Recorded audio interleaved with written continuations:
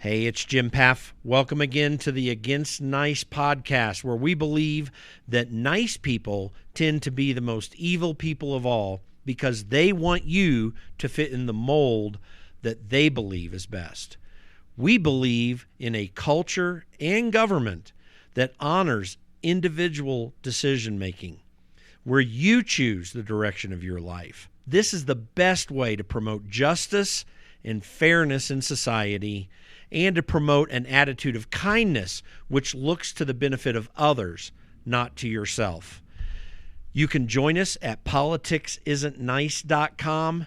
Click on the Join Us button there at the top right and join our email list.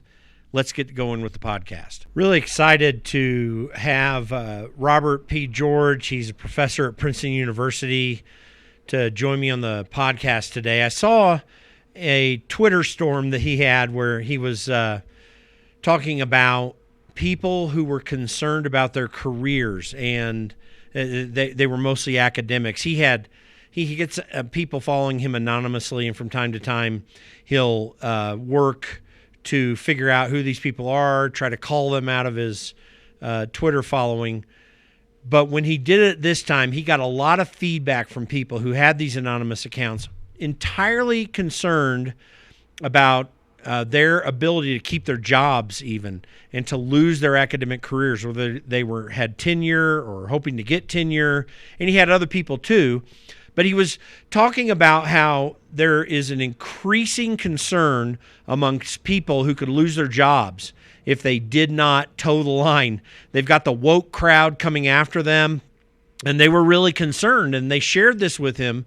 So Robert George shared some thoughts about what that meant to him, and we'll talk about that in the podcast. He'll kind of lay out what had happened there. We get into other discussions too, like religious freedom and whether we've got justice in our country right now, and whether that we can maintain our liberties based upon that, how we should respond to it, and what are the origins of these problems that are happening in our culture. Robert George is an amazing thinker.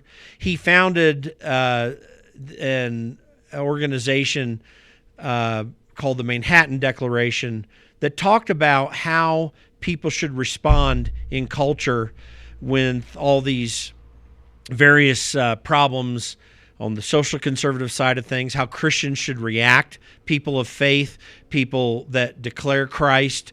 And he did this across borders in the evangelical community, in the Catholic community, the Orthodox community. It was a key declaration that rolled out in 2009 that I think is still relevant for Christians today. So he really has been a great leader on how people of faith, people of good conscience and goodwill should react in society. So it's kind of a perfect fit for the Against Nice podcast. So without further ado, I want to get to our discussion with Robert George of Princeton University. Welcome to the Against Nice podcast. I'm really honored to have Robert P. George. He's the McCormick Professor of Jurisprudence and Director of the James Madison Program in American Ideals and Institutions at Princeton University. He's also a frequently visiting professor at Harvard Law School. He's served as chairman of the U.S. Commission on International Religious Freedom. He's also served on the President's Council on Bioethics as a presidential appointee in the United States Commission on Civil Rights, and as a U.S. member of UNESCO's World Commission on the Ethics of Science and Technology.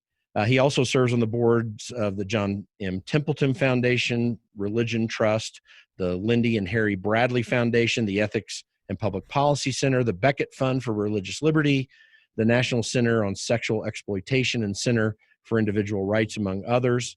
He's a graduate of Swarthmore College. Professor George holds an MTS and JD degrees from Harvard University and the degrees of Doctor of Philosophy and others from Oxford University, and he holds 19 honorary degrees. Now, I'm going through all of this because I typically do a shorter bio, but I think all of this is really important to point out because just recently, Dr. George put out a list of tweets kind of addressing problems and concerns and even fears that academics and others are having when he was just asking people who are anonymous, why they're on his why they're following him on Twitter. And it was a surprising, maybe not so surprising, but certainly interesting revelations that people were giving him through direct messages. I saw this and contacted Dr. George just to say, wow, let's talk about this because this is a real problem. We'll detail what that Twitter storm was, but I want to thank you for your willingness to join the podcast and really appreciate what you do and your willingness to be with us today and to talk about this. It's my pleasure, Jim. Thanks for having me on. Thanks. We're in a situation today that is really scary. I mean, I think in many ways, scary in the sense of the emotional disruption that all of what's going on right now is causing people. I think there are a lot of people of courage out there who are concerned, but I think my take is that we're in a potential cultural, political, and fundamental shift in where we might end up in this country. I mean, in one sense, this is new to us. It's consistent with what you've seen historically in other countries. We've never quite seen, I mean, we've had some really difficult times, even culture in this country, but we've never quite seen the type of attack on our culture that we see today. That's my take. Do you agree with that? Yeah, there's an attack on the fundamental principles and institutions of the Republic. People have, in many cases, far from all, thank God, but in many cases, lost faith in the principles of the American founding and the institutions established under the Constitution to effectuate those principles. The principles articulated, for example, in the Declaration of Independence. We hold these truths to be self-evident, that all men are created equal, that they're endowed by their Creator with certain unalienable rights. And among these are life, liberty, and the pursuit of happiness. That's a real statement of the American creed right there. It's a statement of principle. The Constitution is meant to effectuate those principles. But people are starting, many people have already lost their faith in the principles, lost their faith in the institutions, no longer believe the country is fundamentally good. Now, we all recognize the sins historically that have been committed in the name of the country. Sins against the Native American Indian population, sins associated with slavery, the enslaving of people from Africa, the crimes committed in the aftermath of abolition of slavery under Jim Crow and segregation. But we have heretofore in this country understood that those sins and crimes were not the fault of the principles. On the contrary, they happened because we were unfaithful to the principles. We deviated from the principles. From the very beginning, we deviated from the principles. And so we understood that our history was a history to struggle for greater and greater fidelity to those principles, to overcome the sins and evils in the past. Today, people have lost faith in that, and indeed have, in many cases, lost faith in the principles themselves. Now, there's my big worry. Because I think those principles are true and good and right and just and necessary to the well-being of people. I want to see those principles spread. I don't want us to give up on those principles. But if we do, then they're going to be replaced with something. And I can't see, in my field of vision, I can't see anything that would replace them that would not, in the end, mean oppression and tyranny and shame and disgrace. So I want to fight for those principles and for our institutions. I want to defend them as an American, and in my case and yours, as a Christian.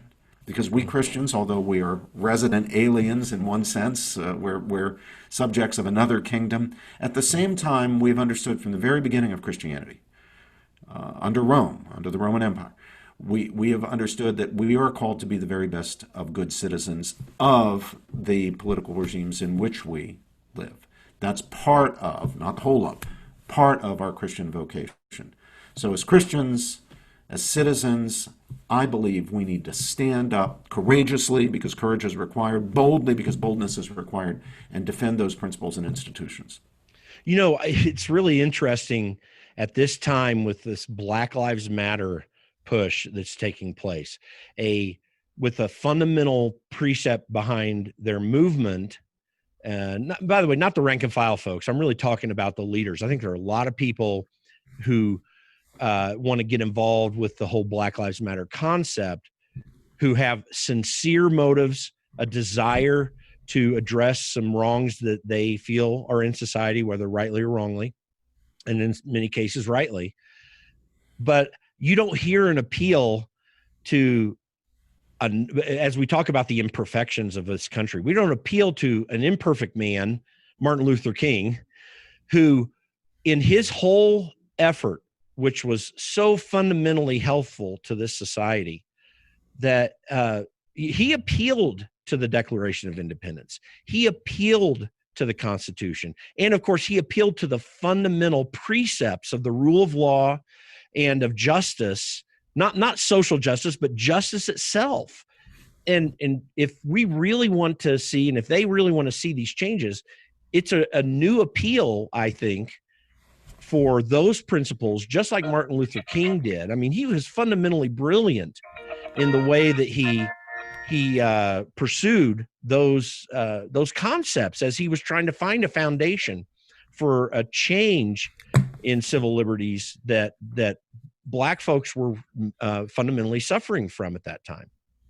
Yeah, the message that you just heard me preaching a moment ago, and which was there in that tweet storm that I did on Twitter, and that has been in all of my writings, is simply the message of Martin Luther King, which was in turn simply the message of Abraham Lincoln, which was in turn simply the message of the greatest of our founding fathers.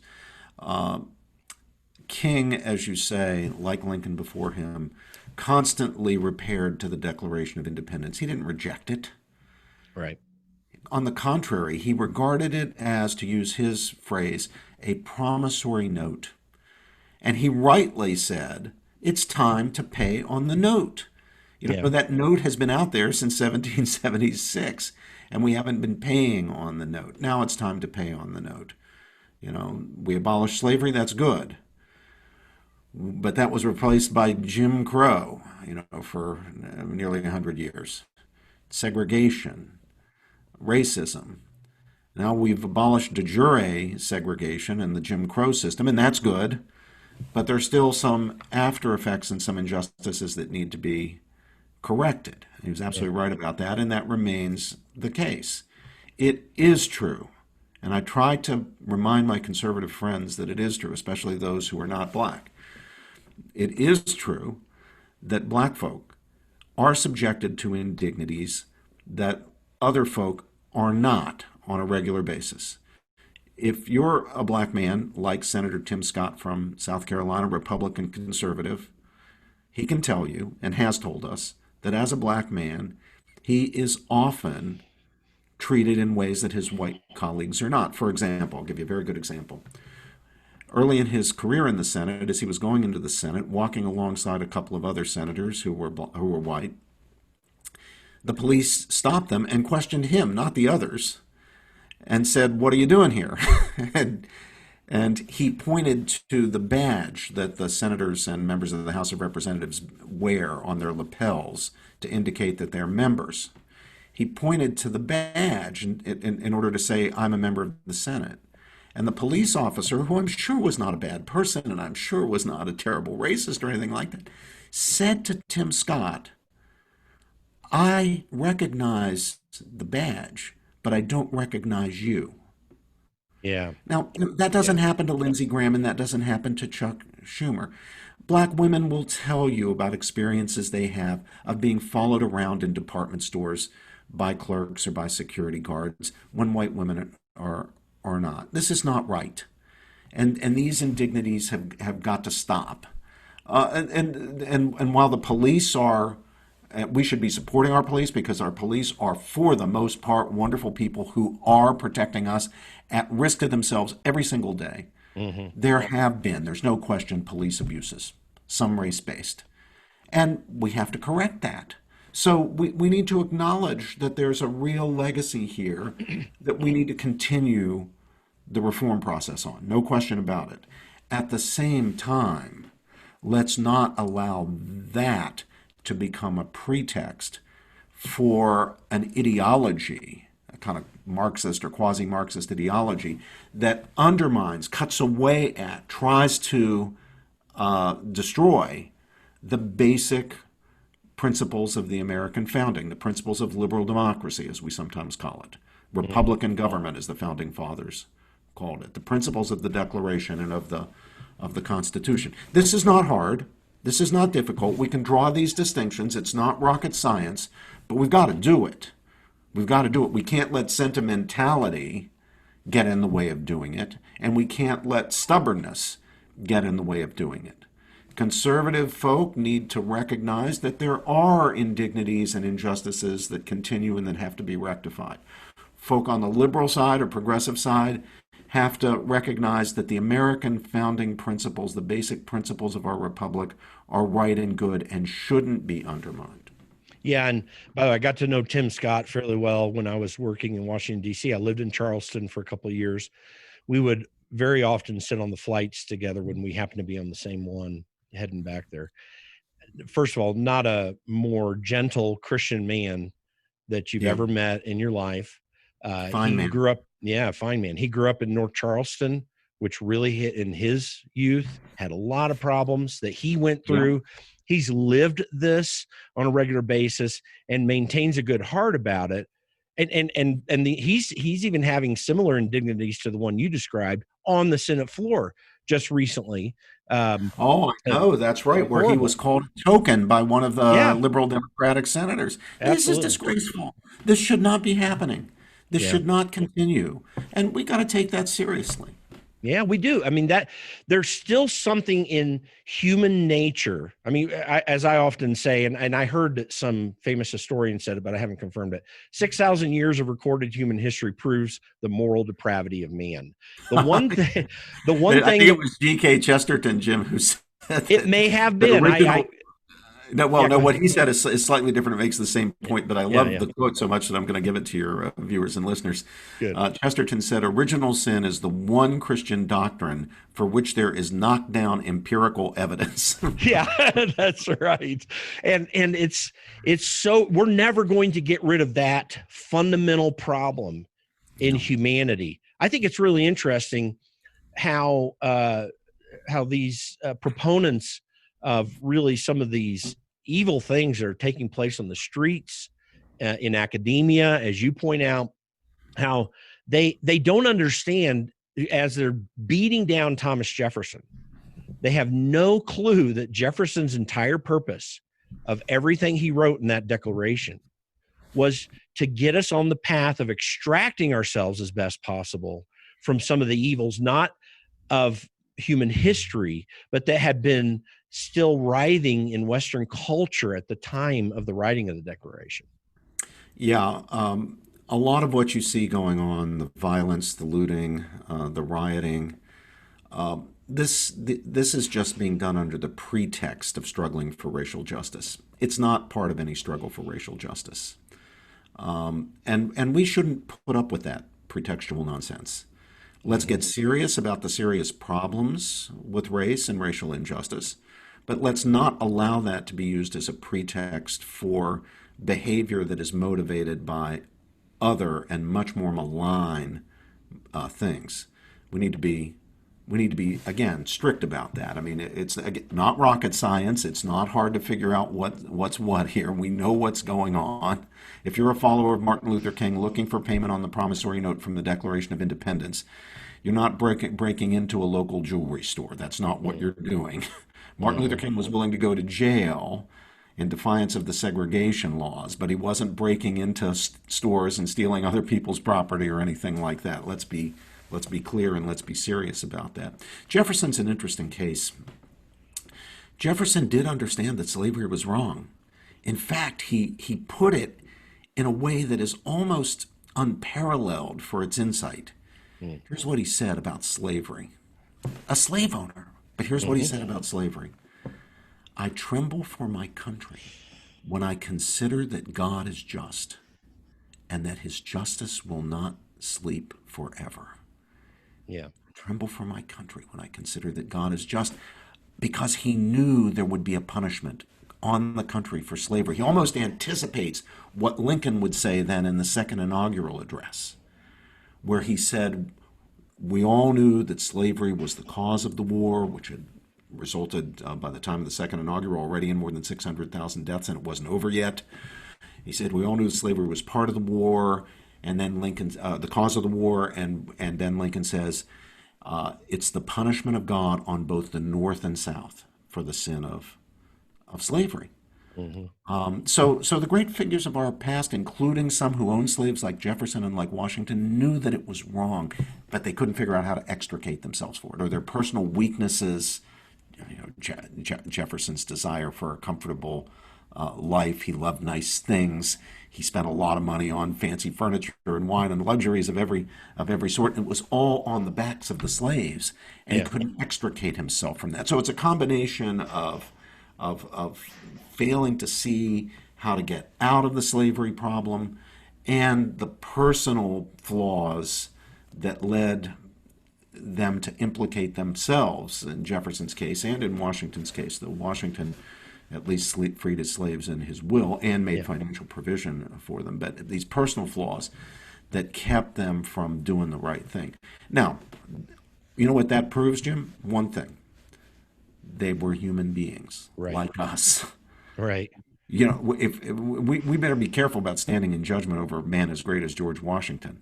Yeah. Because we have sins and faults and flaws too, probably worse than his. And we don't want to think about that. And it could be generations before a lot of people come to understand, or before people generally come to understand, that some things that people are totally behind and supportive of today are actually grave evils.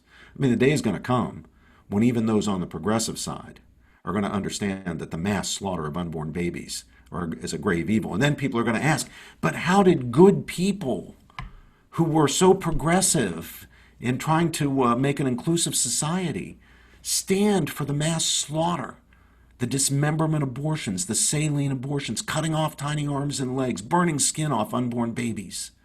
How inhumane, how grotesque, how could they have done it? What we say about slavery, someday that's going to be said about abortion. But there are good people today who support abortion. They're blind to its evil, in the same way people could be blind to its evil in the case of slavery. And in the same way that some people realize there's something wrong with abortion but can't see how we can do something about it. There were people back then who saw there was something gravely wrong with slavery but didn't think we could do anything about it. It was a necessary evil, they thought. Now, that doesn't mean that slavery and abortion are the same thing. They're not. There are many differences. They can't be directly compared, but there are certain respects in which they're alike. And the most fundamental is this: both deny the profound, inherent, and equal dignity of each and every member of the human family. That's what they've got in common, and people have trouble seeing that. Jim, for the whole of history, people have had trouble grasping that very first, most fundamental principle I just articulated, the profound, inherent, and equal dignity of each and every member of the human family. Culture after culture, try to find a culture that affirms it in a consistent and rigorous way. You can't. Yeah, we have, throughout human history, across cultures, over time, been unable to really honor that principle, despite the fact that it is, at its core, the principle that's articulated right in Genesis 1, right at the very beginning, the very first book in the Bible, the very first chapter, that man is made in the very image and likeness of the divine creator and ruler of the universe, in the very image of God, the imago Dei. That's the foundation of human equality, of human dignity, of the profound, inherent, and equal dignity of each and every member of the human family. But even Christian civilizations have not been able to live up to that. Now, that doesn't excuse anybody, and it certainly doesn't excuse us. Right. So our task, it seems to me, Jim, is to dedicate ourselves anew to working for the cause of equal dignity. Jefferson, it was such a visceral problem, slavery, to him, that in his notes on Virginia years before writing the Declaration of Independence, he described the problem of slavery as holding on to the dog's ears, hoping it won't bite you, but being afraid to let go. it is fundamentally outrageous for this culture to beat down Jefferson in the manner they are. I mean, he deserves some discredit, of course, but to understand that a man of his nature understood not just at the intellectual but at the visceral level of what it was doing to the country. But to fix this wrong, he appealed to the rule of law. He appealed to the ideas of eternal justice that presuppose any freedoms that we might have in a nation. But now, come to today, speaking of the abortion issue, my friend Troy Newman, who runs Operation Rescue, he and David Dadeline, I always forget how to pronounce his name. You know, they exposed the real evil, the even worse evil, I should say, of abortion, which is this selling of baby body parts. And then they go into a California court that is determined to fundamentally uphold this visceral evil of abortion and to cause them not only just judicial but financial harm. It's amazing how we've turned it on its head. The same thing happened during the struggle for civil rights. Courts in the South tried to protect segregation and Jim Crow. They tried to punish civil rights workers, civil rights organizations. History, there's almost nothing new. History does really repeat itself. It really does. The subject or the cause may change, but human nature being what it is, people behave in much the same way. But we have to continue the struggle. The struggle for the rights of the unborn child are, for us, the parallel to the struggle for racial justice and to overcome Jim Crow and segregation for the previous generation, even as we're working on the continuing lingering after effects of Jim Crow and segregation, rooted, of course, in the gravest evil of all in that domain, which was slavery. Well, so I think we need to keep. I think we need to keep at it, and we just can't be deterred. Right. And God bless people like David Dalyden for standing fast and being brave and being willing to suffer the consequences. Yeah, and what it reveals is a fundamental misunderstanding of how we abandon the principles of justice, whatever the issue is in history, to get at these selfish, corrupt ideas that mankind often brings forth. Now, this kind of leads me to this. I mean, we do have I am looking at what we're doing in our judicial system right now. I look at this recent case that the Supreme Court decided, the Calvary Chapel Dayton Valley case in Nevada, and I look at, and Judge Gorsuch was brilliant in his one paragraph denunciation of the verdict, because it so obviously contradicts and attempts to contravene the fundamental principles of the First Amendment, the free exercise of religion. And I think that this shows that we have lost the ability to go back to fundamental principles in a way that can bring consistency. I look at the Old Testament and I fear for our country, because the clear judgments of God against ancient Israel for abandoning the principles of justice were harsh. They led to breakdown of their government and society, often with outsiders coming in and for a period of time taking away their freedoms. I see this problem continuing to grow and become worse, which I think becomes a problem of the academy, if you ask me, the university system at its foundation, in terms of the training and teaching and focus and drive towards ideas of liberty and freedom, but even more fundamentally, the use of logic and reason to understand what these principles are, even where there are disagreements. The university system in our country, for a long period of time, with all of its flaws as well too, was really good at giving us a foundation for understanding what we were about, where we needed to go, how we needed to apply it in new generations passed the Constitution. It seems we have lost that. That's something I think you're addressing in your, or at least exposing somewhat in your tweet storm.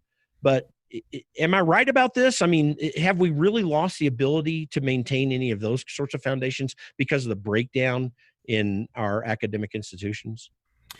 Well, let's begin, Jim, by bringing your viewers and listeners up to speed on the case that you mentioned out of Nevada, which made it to the Supreme Court, but was decided in a way that I agree with you is extremely unfortunate. This was a case in which regulations that placed restrictions on worship that were not placed on other forms of organization or getting together, where the regulations were challenged in court by the churches, who simply asked for equal treatment, nothing special. They just said the restrictions on our gatherings should be no different from the restrictions on secular gatherings, like gatherings at casinos, for example. Mm-hmm. And the state refused to recognize that basic principle of fair and equal treatment for institutions of faith. The case went up through the courts all the way to the Supreme Court, where in a 5-4 decision, the court ruled in favor of the state and said that the regulations were legitimate despite the fact that they were unequal. And Neil Gorsuch did file a stinging dissent. It was only 1 paragraph long, but it just made the point that this was actually a simple case. Yeah. That you cannot treat religion worse than secular activities because it's religion. If you treat religion a certain way, it's got to be consistent with the way you treat secular activities. If you treat secular activities a certain way, you can't treat religion worse. It's really straightforward. And yet, the 4 members of the court on the left all voted to uphold the regulations and were joined, I'm sorry to say, by Chief Justice Roberts. I mean, it was inexplicable to me that Chief Justice Roberts could join that. It's inexplicable to me that the liberals on the court didn't see that there's something fundamentally wrong with this disparity of treatment. Yeah. But there it is. It's important, by the way, to recognize states can legitimately, for public health and safety reasons, regulate religious assemblies. They could even shut down churches if they're shutting down all other gatherings. Right. If they've got a good public health reason. It's got to be a compelling reason. You've got to really be, trying to stop a deadly pandemic or something like that. That is, in fact, constitutionally permissible. Some Christians don't understand that, but that is consistent with our Constitution. But you can't do it as a pretext, and you can't treat religion differently or worse than you treat secular gatherings. So if people can get together in casinos, they've got to be able to get together in the same terms in churches. And it was the disparity of treatment that the churches were complaining about. They weren't saying we can be free from all regulations. The state regulates churches all the time perfectly legitimately. There are fire standards, general public safety standards, building inspections. Churches are just as subject to that as casinos or restaurants or any other business, and in some cases even private residences. But you can't treat religion worse. You can't disfavor religion. You can't discriminate against religion. And that's what was going on in the Nevada case, and that, unfortunately, is what was upheld by the Supreme Court of the United States. That decision's got to get reversed. I mean, we need to take that one out. That is a disgraceful decision.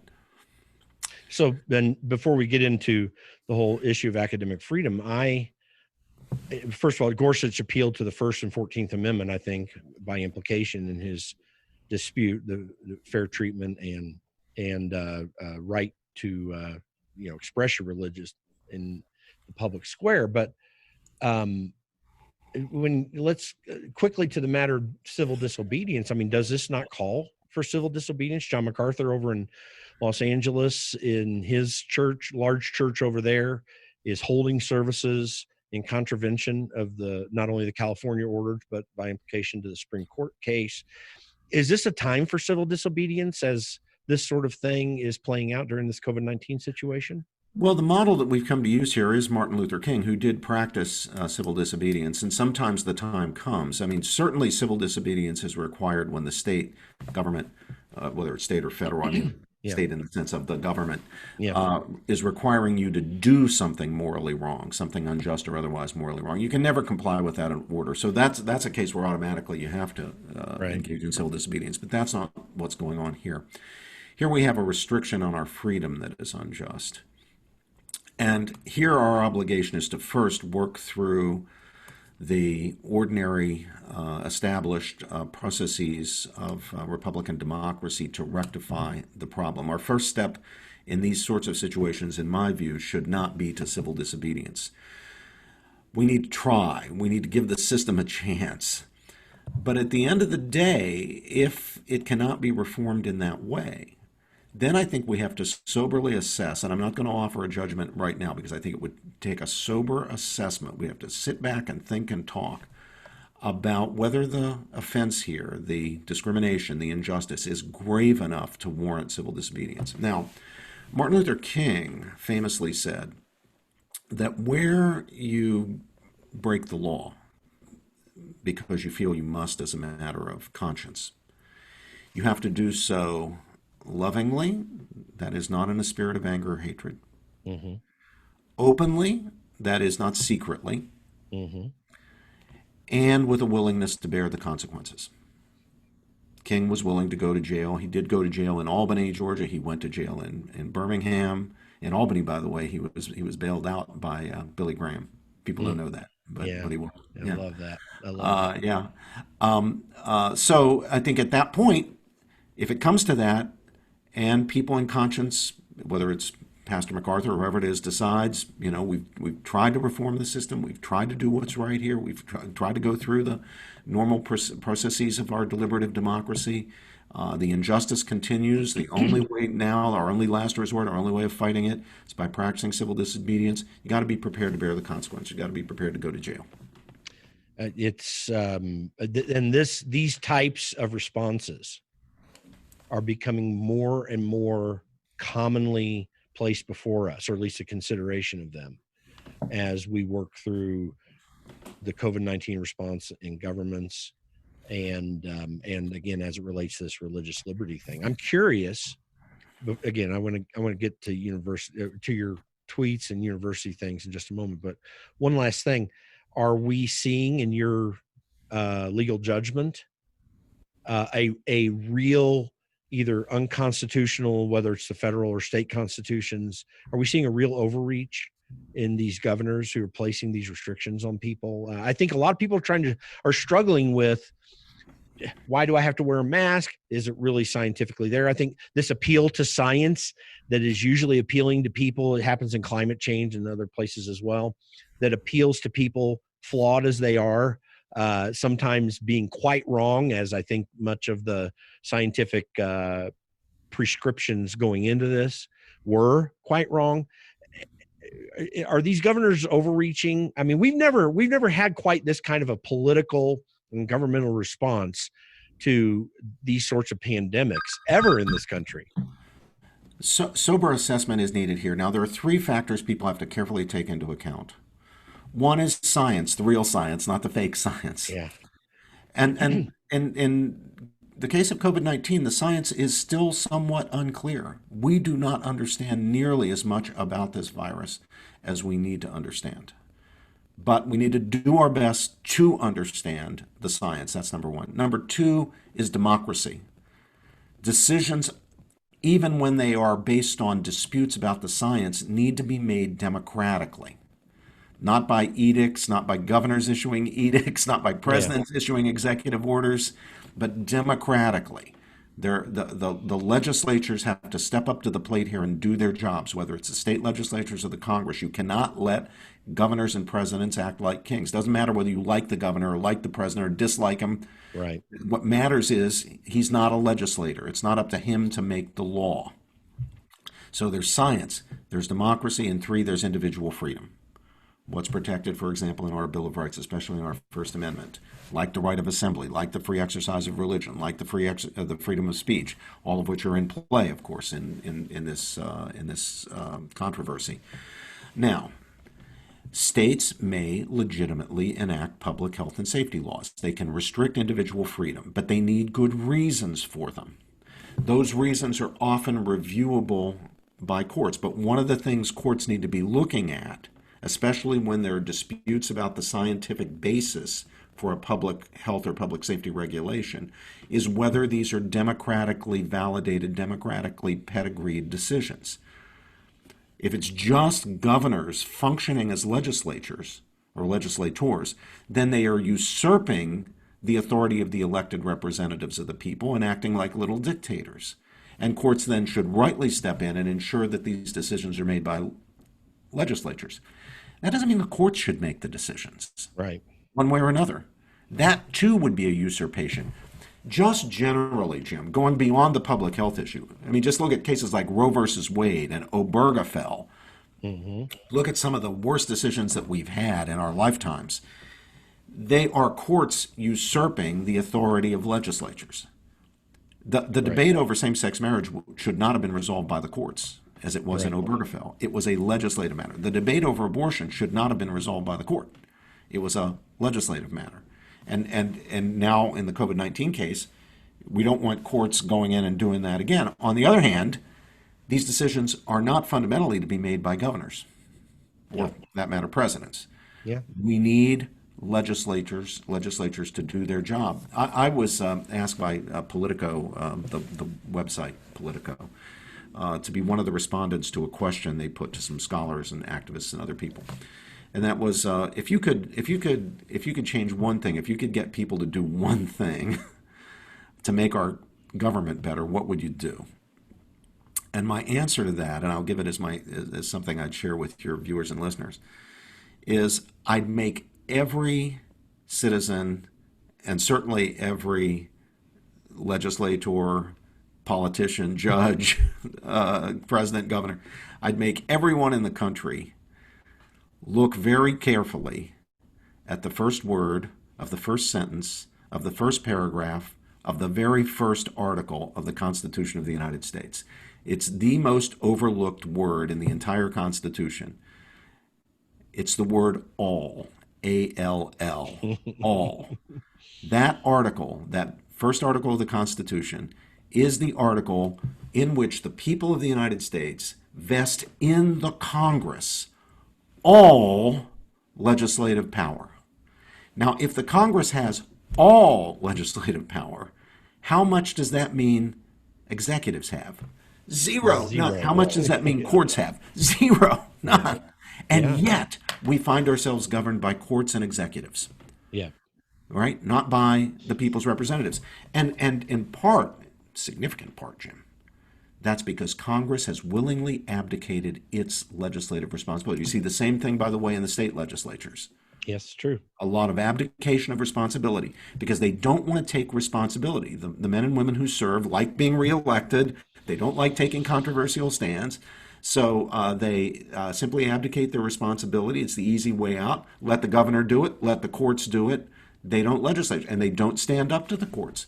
Yeah. I mean, Congress should have stood up to the courts on Roe versus Wade ages ago, as should have presidents.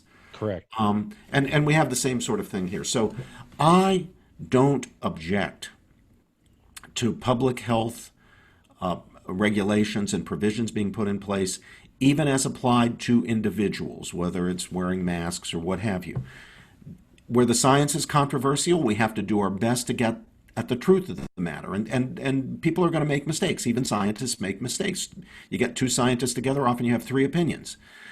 But the key thing is that when we make decisions in the face of the disputed science or whatever, they need to be made democratically, not by edicts, not by courts. I agree. And listen, I'm looking and tracking this nationwide, and various states give various authorities to governors to make these decisions. Here in Colorado, where I live, the legislature unwisely a couple of years ago passed a law that does give the governor a decent amount of levity, and it's coming to bite him now.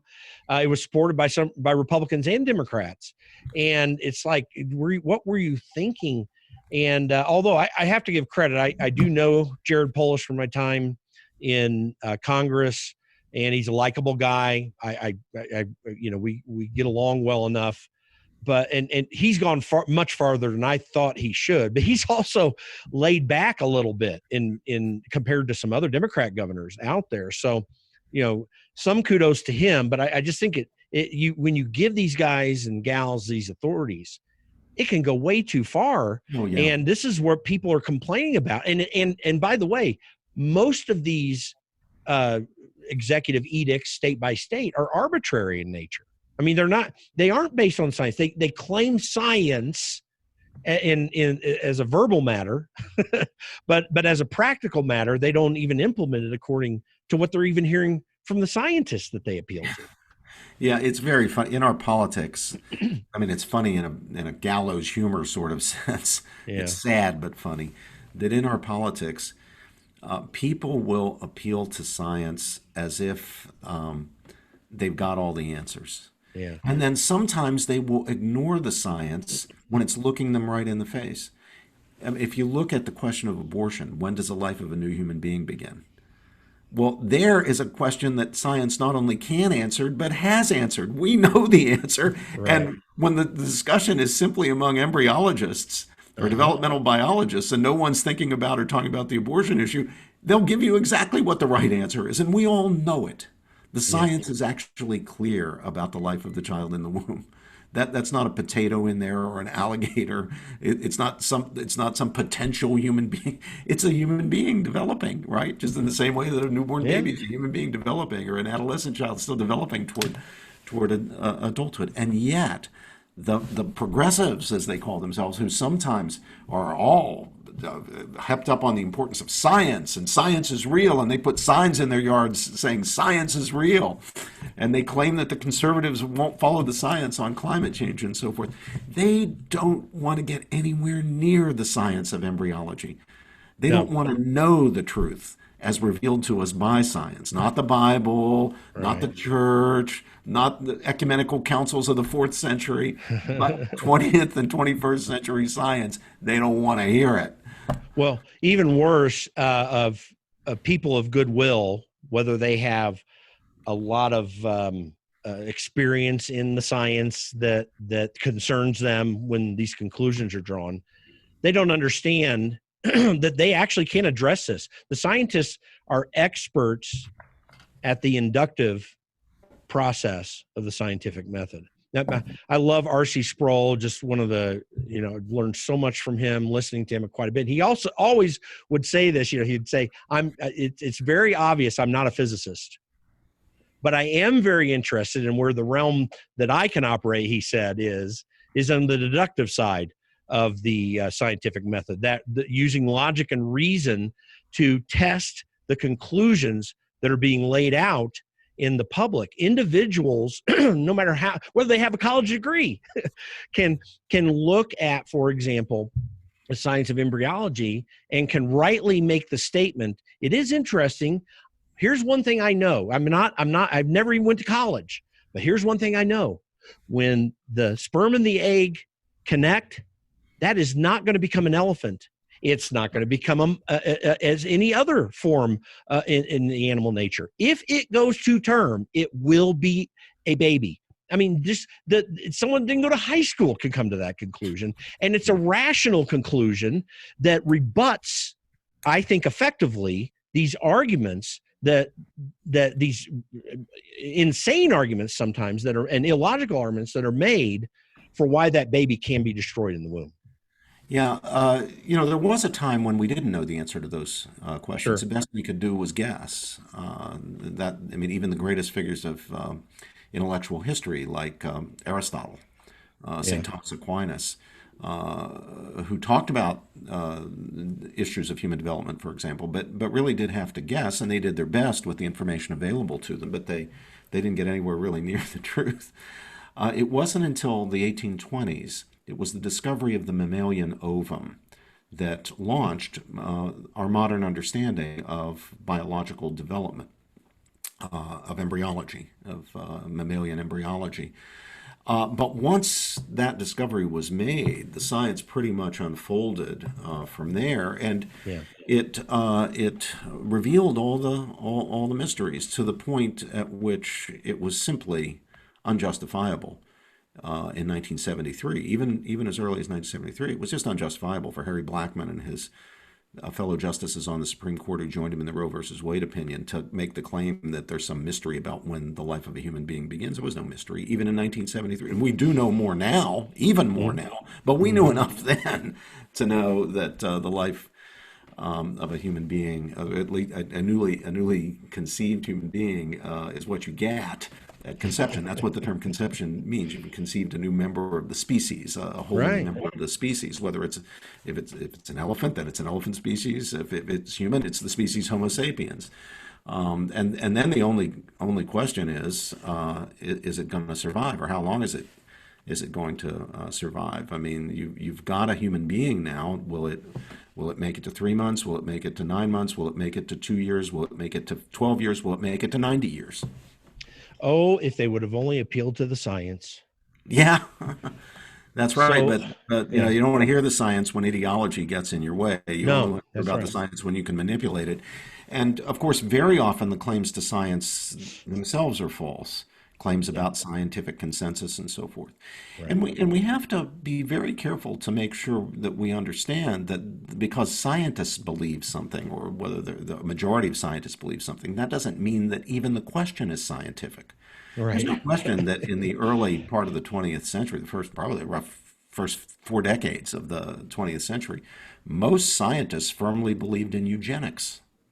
Yeah. Did that mean there was a scientific basis for eugenics? Absolutely not. Well, by the way, this It is was a an normal logical. ethical judgment, not a scientific judgment. The fact that a bunch of scientists believed it was neither here nor there. Well, by the way, I mean, this gets to a core of something that hopefully, if you're ever willing to come back, we can talk about in more detail. But I mean, this is a basic logical fallacy that is being promoted in the public sphere as some great idea of wisdom. I mean, it's the appeal to authority fallacy that really can, when we don't understand what human nature is, we don't understand that even the most brilliant of people can make mistakes. And Oh, gosh, yeah. it's amazing to me that we continue to allow this appeal to authority fallacy to have precedence in our public debate. Yeah, I mean, there are obviously, we as Christians believe there are legitimate appeals to authority, that Sure. authority has its place, but its place is not in philosophical argument, and its place is not in scientific inquiry. You know, Right. it should never be considered definitive there. I mean, the whole science has proceeded by questioning established understandings, established paradigms, established orthodoxies. This is Hmm. what Thomas Kuhn's famous book about scientific revolutions tells the story of. Yeah.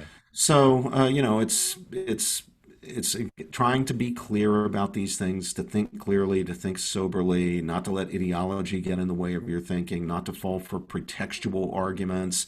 Just stay steady, stay clear, stay in your lane, think straight. Yeah, I agree. I think it's a good transition into your tweet storm, in my opinion, because all of these problems have some of their origin, it seems to me, in the academy, in our educational institutions. And one of the things that has made it far more difficult as time goes on to grapple with these concerns in a way that leads us to proper conclusions in spite of our biases is to have a strong academic community where people who will have certain amounts of authority or work in critical areas of society, whether it's in the liberal arts or the sciences, we need to have a free institutional approach to allowing people to work in their minds. You know, there was a time in education where the purpose of education was to teach people how to think, teach them how to come to good conclusions that are useful for whatever their pursuit might be. And we've changed this. And there's always some degree of indoctrination in the academy to the extent that we are trying to come to some goal and end in educational pursuits. But we've kind of turned that into really a more propagandistic approach. So I'll give you an example. I went to Indiana University. By the way, quick side note, I went to the Webb School in Bell Buckle, Tennessee. Princeton's famed honor code had its origins from graduates of my high school back in the Woodrow Wilson administration. I did not know in that. Princeton. Yeah. And so I'm passionate about this subject because we were kind of an Ivy League feeder school, had more Rhodes Scholars than even every school but Phillips Exeter when I was attending that high school. So a long academic tradition. And when I got to college at Indiana University, I remember I was taking a political science course. I majored in English, but I was taking a political science course. And a guy named Byram Carter, who's since passed away, he was briefly a chancellor during the worst part of the 60s. He was teaching John Stuart Mill and utilitarianism, knowing I was a conservative. And because of John Stuart Mill's atheism, I was just going against it, man. I was pushing against it in every way. And in class, and I was always very vocal. But he pulled me aside after class, and he was a liberal. He's a very classical, Democrat liberal. Pulled me aside and really helped me out. He says, "Hey, Jim, I think you don't understand that some of what Mill is saying, even though you're concerned with his atheism, kind of aligns with the political philosophy you're at, and you're not noticing it." And I mean, here, he didn't have to do that. He knew that I opposed him politically in so many ways, but because of his concern for my ability to grapple with issues that would be useful for me as I was pursuing the things that I was doing, he, out of kindness, out of concern for me, he pulled me aside and corrected me. It was one of the fundamental things that happened to me in the university, which in my estimation cannot happen today, or at least not on a regular basis as it used to. There probably are lights. Hillsdale College is one that we think of, but I mean, there are concerns in every place that we go to. You had, as we talked about earlier, you had asked people who were anonymous just to reveal themselves, or at least to explain their anonymity. And one of the things that you pointed out in your tweet storm that I thought was very interesting, you mentioned, so as these people were in fear for losing their jobs, losing even tenure, losing their opportunity to maintain their academic career in the long run, you came to this conclusion. You said, we need courageous people to stand up to the bullying. Risky, sure. And there will be casualties. I don't pretend otherwise. But there is no other way. And decent, honorable people need to stand in solidarity with those who defy the bullies and come under fire. An attack on one must be regarded as an attack on all. Any such attack threatens principles that are essential to the functioning of universities and decent politics. Progressives have come under attack as well, sometimes from the woke, others from the right, and conservatives need to defend their rights as fiercely as we do our own. Liberals and civil libertarian progressives need to adopt the same stand towards the rights of conservatives. And so I'm just curious. I mean, we're talking about people in the academy who are in abject fear. And what do we need to understand about this? What are the origins of this problem? What are the likely outcomes if this stand that you tell people to take is not undertaken? Well, I think the origins are in a loss of faith. In this case, a loss of faith in the truth-seeking mission of universities and in the truth-seeking vocation of scholarship. This used to be firmly understood. If you look at the Woodward Report from Yale from the early 1970s, or the early documents of the American Association of University Professors, or some of the things that have come out of the University of Chicago, scholars, others used to understand that the whole point of universities is truth-seeking. Universities, it's sometimes said, and I agree, have three purposes: the pursuit of truth, the preservation of knowledge of truth where it has securely been obtained, and the transmission of knowledge of truth, the teaching mission. But you got to believe that there is such a thing as truth and that it matters. If you don't believe that, then you may keep the forms of a university, the institutional structures and some of the rules, but you're going to be chasing after false gods. You're going to turn the university into a trade school, trying to train nothing but future technocrats, or into a social justice catechism class in which you try to train community organizers and social activists. Now, I have no problem with students getting educations that'll train them for good jobs, including technocratic jobs, jobs in financial services, jobs in administration. I have no problem in principle with students getting good educations that will equip them to be good activists for the causes that they believe in. But those are not fundamentally what universities are about. And when those ideas or those goals usurp or displace the true truth-seeking mission of universities, the universities go into decay. And that's what we have now. That's decadence. Decaying, rotting corpses of what were once truth-seeking institutions. But we need the resurrection, right? We need to get those corpses back up and going. And that means rededicating ourselves institutionally and in our individual lives as scholars and teachers to the pursuit of truth. Genuine truth-seeking scholarship and non-indoctrinating teaching. What your professor did in your case was what a professor should do, whether that professor is a conservative or liberal or something else, whether he's a Marxist or a libertarian or a Burkean traditionalist, whether he's Christian or whether he's atheist, and that is getting you to seek the truth. Not trying to push his own agenda, not telling you what to think, teaching you how to think more deeply, more critically, and for yourself. A good university will teach students never to outsource their thinking. It's not somebody else's job to think for me. It's my job to think for me. It's not my job to think for my students.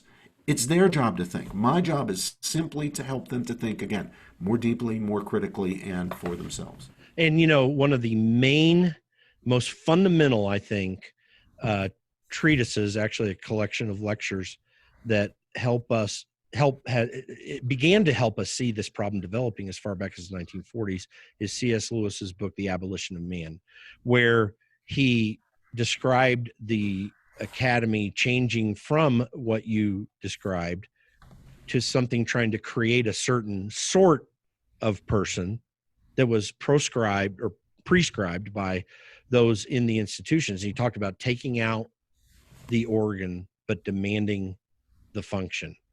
And extracting the heart from young people and instituting in them almost a robotic mentality towards things. He was seeing this back in the 1940s. It's rather prophetic, actually.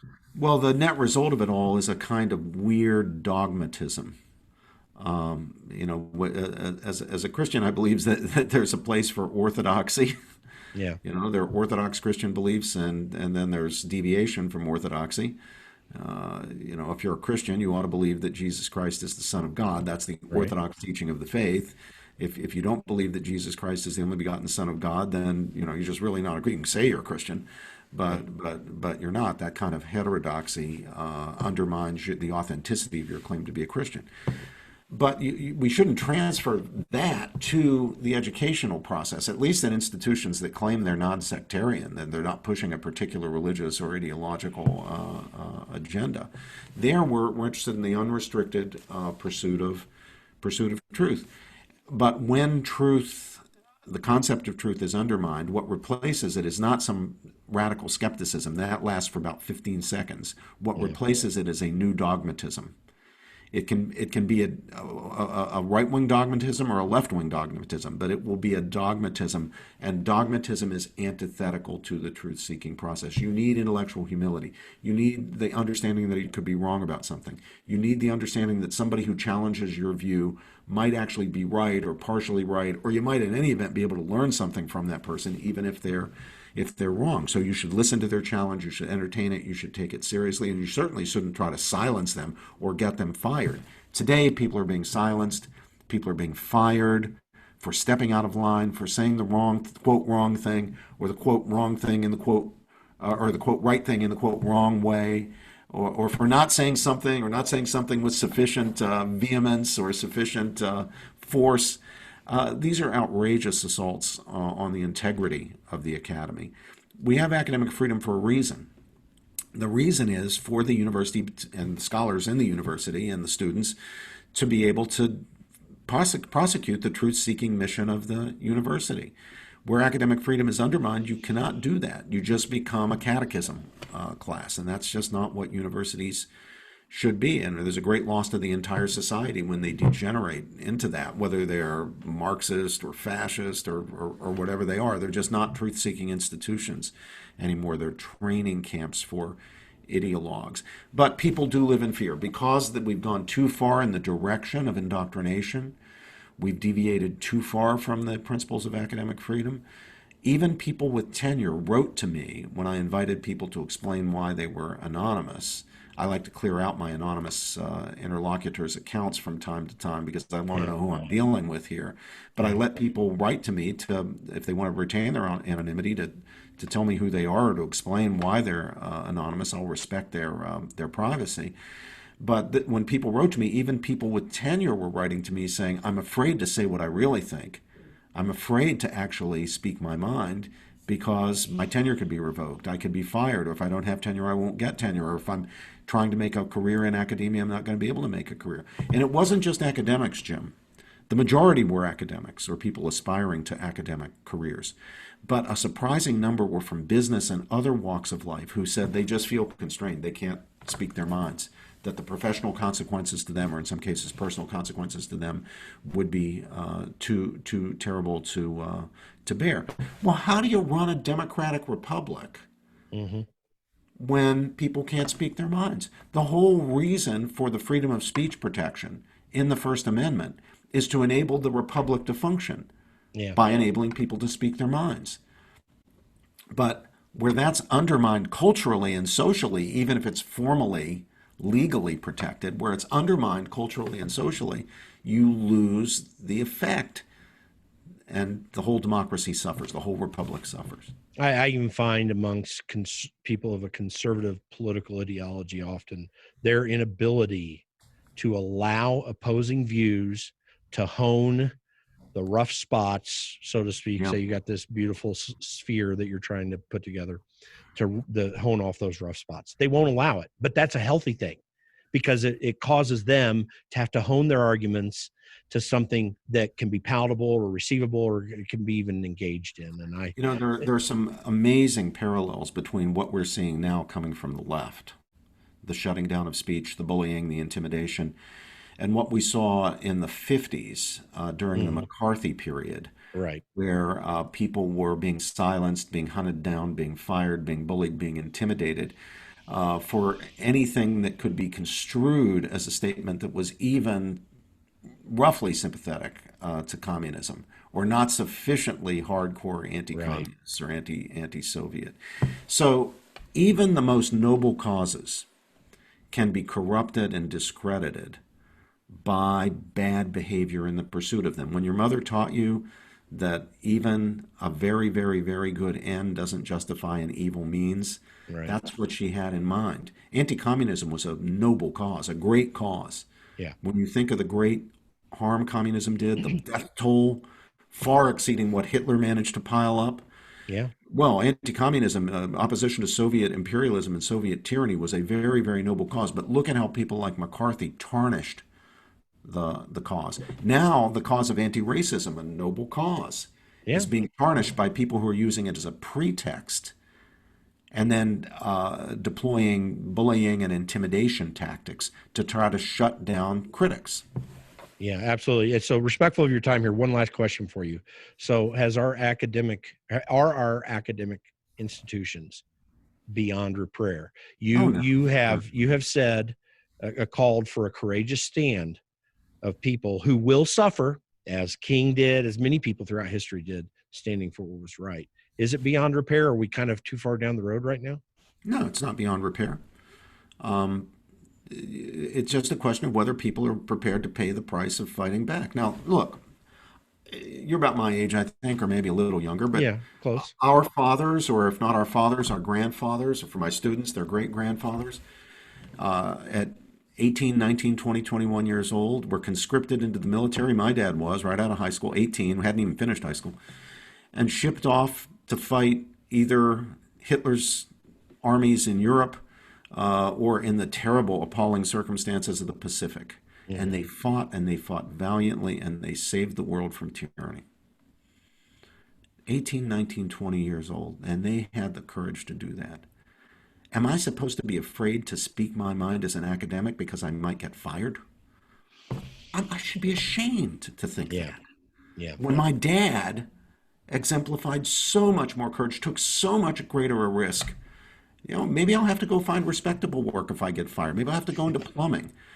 Judging from my last plumbing bill, when we had a problem with the shower head in one of our bathrooms, it's actually a pretty remunerative line of work. Yeah, exactly. But at least for my part, I'm going to say this, and everybody's got their own story and their own responsibilities. And I don't want to lay a heavy guilt trip on other people. But for my part, I'm going to say what I think because that's my vocation. I may be wrong about various things, but I'm going to do my best to understand the truth, and I'm going to speak the truth as God gives me to see the truth out loud and in public. If some people aren't willing to do that, then yes, we will lose the universities, we will lose the culture, it's beyond repair. But I think we can restore these institutions if even a minority of professors and students will say, we're not going to submit to the bullying, we're going to stand up to the bullies, we're going to speak our minds, and we're going to support each other. Remember what I said about supporting each other? Yeah. Stand up for each other, circle around each other, go to the aid of the victim. And remember, the victim may be somebody we disagree with. If the victim of the persecution, the bullying, is on the left, I should be no less quick to defend that person than if he's a fellow conservative. I think if we do that, there will be costs, there will be casualties, no guarantee that you're going to escape retribution. But I think if we do that, we'll save these institutions. I love hearing you and your friend Cornell West talking about this. By the way, I find him to be brilliant, even though I disagree with him often and in many areas. The man is He's brilliant. right on these. I'll tell you, he's on these issues. He is right on the mark. He There is. no one more solid than Cornell West when it comes to defending academic freedom and the rights of dissent. He and I have been comrades in arms, locked arm in arm, fighting for this cause. It exemplifies what you're talking about. I mean, you're actually living it out. And it's a great example for people to understand what they need to be doing and what the risk is, because you both take risks, at least, from people hitting at you here and there. But Cornell West would have been that same professor to me at that same time, because you can see that heart of saying, we're going to make sure that young minds in particular in the academy are open and ready to get to the truth. And we need a whole lot more of it. So I can't tell you how much I appreciate what you've done, man. Well, thank you, Tim. It would be great to go through the whole Manhattan Declaration. I just want to point to that too, by the way, which I was a signatory to online back in 2009, and really a lot of great stuff that you've done through the years. Princeton professor, and you're stuck in there. You've helped a lot of people understand what's going on and what they need to understand. And I'm just grateful for all that you've done. It's inspired me. It's inspired many people through the years, I know. Well, you're very kind, and I appreciate it very much. And I appreciate all the good folks out there who are doing the Lord's work, literally doing the Lord's work, upholding the values that are so central to the preservation of our democratic experiment in ordered liberty, Republican government.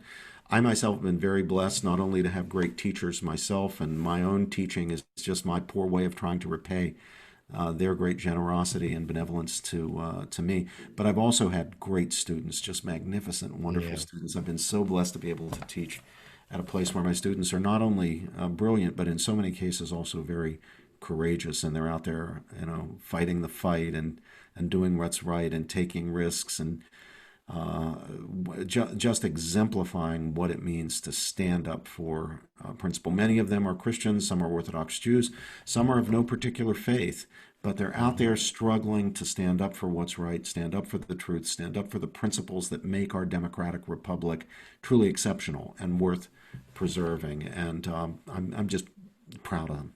Well, and I try to promote kindness on this broadcast. When I say I'm against nice, I'm not telling people to be mean, but to have that view of what's good for others.